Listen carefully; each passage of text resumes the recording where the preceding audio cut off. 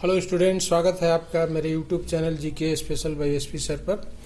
जैसा कि हम लोग स्टडी कर रहे हैं इंडियन ज्योग्राफी के पहले इंडिया एट ए ग्लांस जो है उसका पार्ट 4 लेके मैं हाजिर हूं।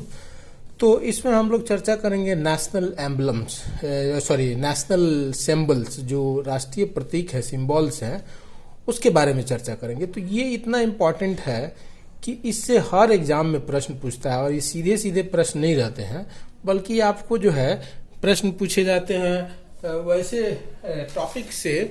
जैसे आप जान रहे हैं कि जैसे नेशनल फ्लैग है, तो नेशनल फ्लैग का पूछेगा कि डिजाइनर कौन है, तो डिजाइनर का आप नाम जान रहे हैं तो क्वेश्चन बनेगा, नहीं तो नहीं बनेगा। फिर इसको कब एडॉप्ट किया गया उससे क्वेश्चन रहेगा। फिर उसी तरह से नेशनल एम्बलम है, उसको कब एडॉप्ट किया गया था। फिर उसी तरह से नेशनल जो मोटो सुने होंगे, सत्यमेव जयते, तो वो कौन सा उपनिषद से लिया गया है। फिर उसी तरह से नेशनल जो एंथम है उसको कब एडॉप्ट किया गया था। फिर जो नेशनल सॉन्ग है उसको कब एडॉप्ट किया गया था, वो किस नोवेल में है। फिर नेशनल जो सॉन्ग है उसके लिरिक्स किसका है, फिर उसके जो है म्यूजिक कौन दिए थे, तो ये सब से प्रश्न पूछता है। फिर नेशनल कैलेंडर कब एडॉप्ट किया गया था। फिर उसी तरह से जो नेशनल करेंसी है उसको सबसे पहले कौन जारी किया था। फिर वो जो नेशनल करेंसी का जो सिंबल आप आजकल देखते हैं, रुपी का सिंबल, वो कब एडॉप्ट किया गया था। फिर उसका डिजाइनर का नाम। तो ये बहुत सारे प्रश्न जो है इसमें रहते हैं, जिसकी चर्चा मैं इसमें करूंगा। तो इसलिए ये जो है बहुत इम्पोर्टेंट टॉपिक है, और इससे हर एग्जाम में क्वेश्चन रहते हैं। सीधे सीधे तो प्रश्न भी पूछे जाते हैं, और फिर उसमें डिटेल में जाने पे जो है उसका प्रश्न पूछा जाता है। तो चलिए हम शुरू करते हैं। नेशनल जो सिंबल्स हैं, राष्ट्रीय प्रतीक हैं, उसमें नेशनल सिंबल जो है एसोसिएटेड है भारत के आइडेंटिटी और हेरिटेज से, मतलब भारत के पहचान और उसकी विरासत से ये जुड़े हुए हैं नेशनल सिंबल्स। और Indian of all demographic background across the world are proud of these symbols, मतलब भारतीय मूल के लोग जो पूरे विश्व में फैले हुए हैं उनको ये सिंबल्स पे क्या गर्व है। तो इस तरह से ये बहुत इंपॉर्टेंट है, इस तरह से ये बहुत अंदर गहराई तक जुड़ा हुआ है। तो उस चीज को आपको समझना है यहाँ पे।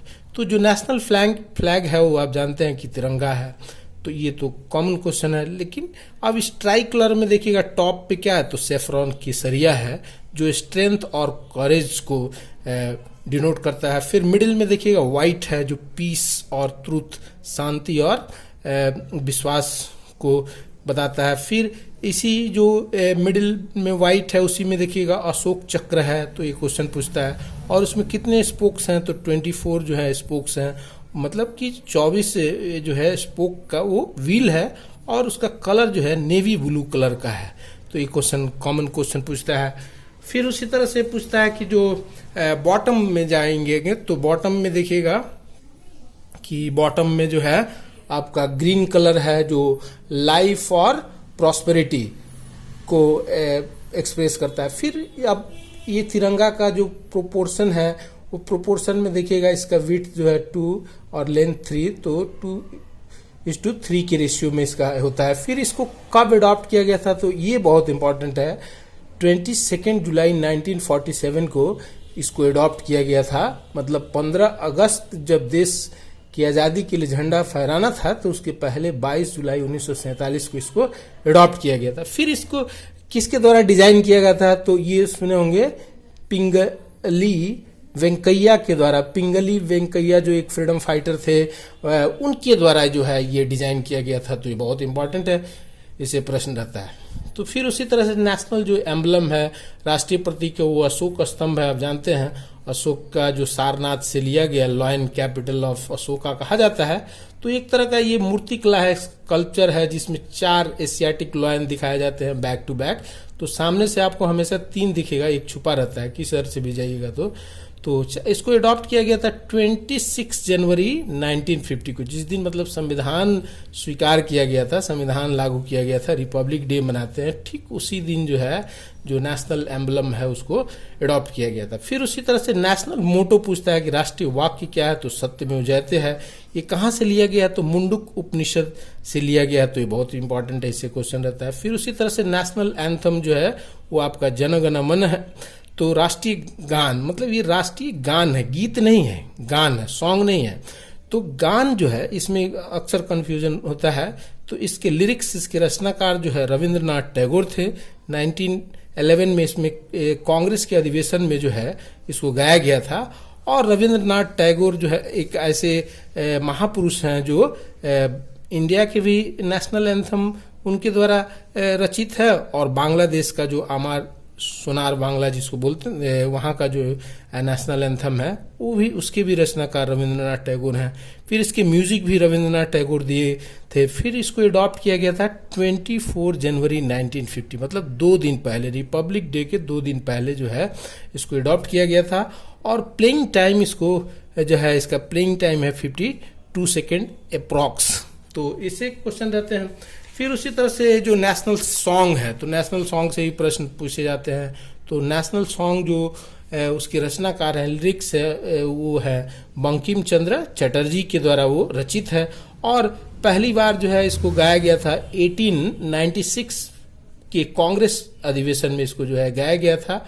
और इसको जो है कहाँ से लिया गया है, तो फेमस बंकिम चंद्र चट्टोपाध्याय की जो है नोवेल है चटर्जी की, आनंद मठ, जिसकी रचना 1882 में की गई थी, तो उसी में इस सॉन्ग को वंदे मातरम गाया गया है। फिर इसको अडॉप्ट कब किया गया था, तो 24 जनवरी 1950 को है। फिर उससे प्रश्न पूछता है नेशनल कैलेंडर। तो नेशनल कैलेंडर जो है शक संवत पे आधारित है। शक संवत जो है वो 78 एडी से शुरुआत माना जाता है। तो नेशनल कैलेंडर बेस्ड है शक एरा पे, जिसका पहला महीना जो है चैत्र होता है, चैत्र होता है फर्स्ट मंथ। और इसको अडॉप्ट किया गया था 22 मार्च 1957 को। यही सब प्रश्न पूछे जाते हैं, सब ध्यान में रखिए। फिर उसी तरह से नेशनल करेंसी आपका रुपया है। तो पहली बार जो है शेर शाह सूरी का नाम सुने होंगे, तो सिल्वर क्वाइन चलाए थे।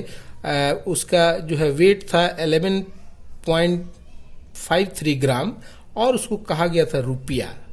उसके पहले गुप्त काल में दिनार वगैरह चलते थे, पंचमार्क सिक्काएं पहले चलती थी, लेकिन रुपया को जो है संचालित करने का श्रेय दिया जाता है शेर शाह सूरी को। तो शेर शाह सूरी जो है